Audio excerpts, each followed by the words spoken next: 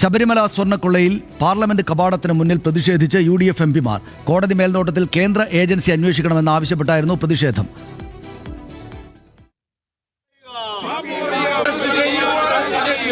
ജനവിധി മാനിക്കുക. സ്വർണ്ണക്കള്ളന്മാർ കടക്കുപുറത്ത്. ജനവിധി മാനിക്കുക. CPIM മാപ്പ് പറയുക. CPIM മാപ്പ് പറയുക. കേരള ജനതയോട് മാപ്പ് പറയുക.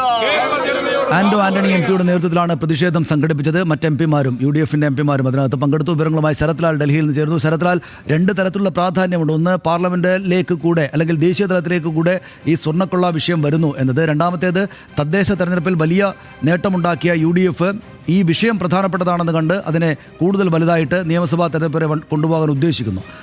എത്ര ശക്തമായിരുന്നു സമരം? എന്താണ് അവർ പറയുന്നത്? സനീഷ്, ലീഗ് അടക്കമുള്ള ലീഗ് എംപിമാരടക്കം അണിനിരത്തിക്കൊണ്ടാണ് UDF ഈ ശബരിമല വിഷയത്തിൽ പാർലമെന്റിന്റെ കവാടത്തിന് ധർണ നടത്തിയത്. ഇതിന് വളരെ വലിയ സനീഷ് വ്യക്തമാക്കിയതുപോലെ ഈ സ്വർണ്ണക്കൊള്ള വിഷയം രാഷ്ട്രീയപരമായിട്ട് ഗുണം ചെയ്തു തദ്ദേശ തെരഞ്ഞെടുപ്പിൽ എന്ന വിലയിരുത്തിന്റെ അടിസ്ഥാനത്തിൽ കൂടിയാണ് ഇത് ദേശീയ തലത്തിലും ഈ വിഷയം മുന്നിലേക്ക് എത്തിക്കുക എന്ന ഒരു സാഹചര്യത്തിലേക്ക് UDF എംപിമാർ കടന്നത്.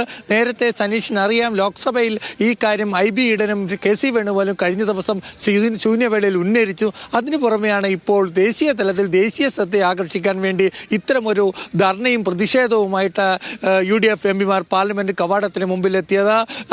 പത്തനംതിട്ട MP ആന്റോ ആന്റണിയുടെ നേതൃത്വത്തിലായിരുന്നു ഈ പ്രതിഷേധം. പ്ലക്കാർഡുകളടക്കം അതേപോലെ ഗാനങ്ങളൊക്കെ ആലപിച്ചുകൊണ്ടുള്ള ഒരു പ്രതിഷേധമായിരുന്നു, വ്യത്യസ്തമായി. അതുകൊണ്ട് തന്നെ ദേശീയ ശ്രദ്ധ ആകർഷിക്കാൻ ഇവർക്ക് കഴിഞ്ഞു എന്ന കാര്യത്തിൽ സംശയമില്ല.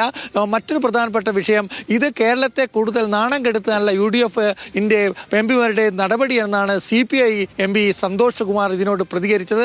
ഏതായാലും ഇക്കാര്യത്തിൽ കേരളത്തിലെ പ്രതിപക്ഷവും തമ്മിലുള്ള ഏറ്റുമുട്ടൽ, UDF എംപിമാരും ഏറ്റുമുട്ടൽ സഭയിൽ ഉണ്ടാകുമെന്ന കാര്യത്തിൽ സംശയമില്ല. സനീഷ്.